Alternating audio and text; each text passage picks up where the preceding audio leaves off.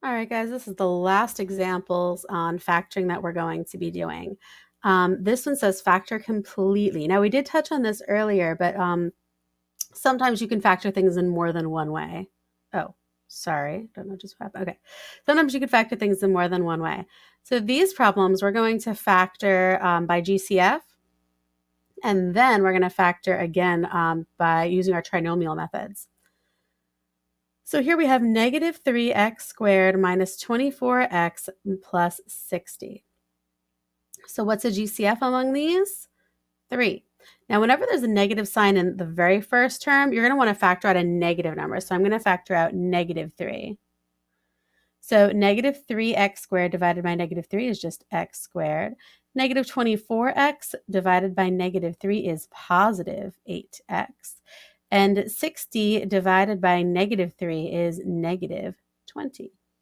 All right, so now I'm going to look for two numbers that sum to 8 and multiply to negative 20. So there's no number in front of the x squared here. Not anymore now that we factored it out.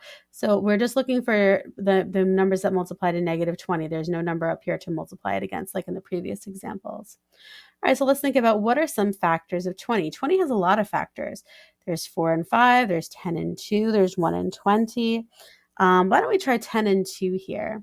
Since since this 20 is negative, that tells me one of the values has to be negative. So why don't we try negative 10 times 2, that is negative 20. Negative 10 plus 2 is equal to negative 8. So let's switch it around. We'll do positive 10 times negative 2, negative 2. That's going to be negative 20. And over here, 10 plus negative 2 is positive 8. So that's our winners. Now this negative 3 is going to hang out on the outside, and now I'm going to take these values, the 10 and the negative 2, and put them, now for here we can just put them immediately into the parentheses. We do not need to break up the 8x because there's no number in front of the x squared. So I'm just going to say x plus 10, x minus 2, and that's it. That's the answer. Now let's try the same method again over here. This one looks kind of scarier. Maybe not scary, but has more going on. There's definitely higher level exponents here. So first thing to think about, let's look at the numbers. What's the GCF between these values? 8. 8 goes into all of these numbers, so I'll put an 8 here.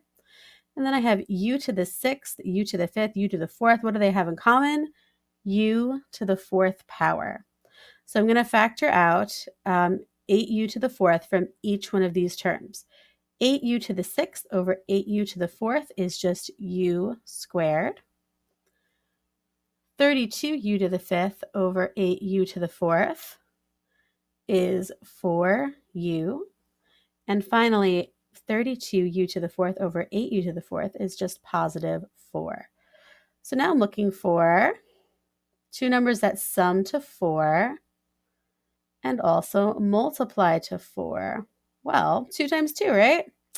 2 times 2 is equal to 4, and 2 plus 2 is equal to 4. So that's my winners. So this 8u to the 4th stays on the outside, and then I would say u plus 2 and u plus 2. Now you could leave your answer just like that, or you could write u plus 2 squared.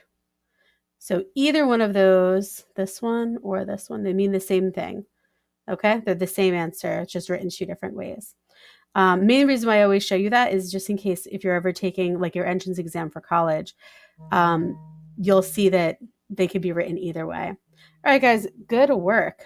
Well, let's try these ones next.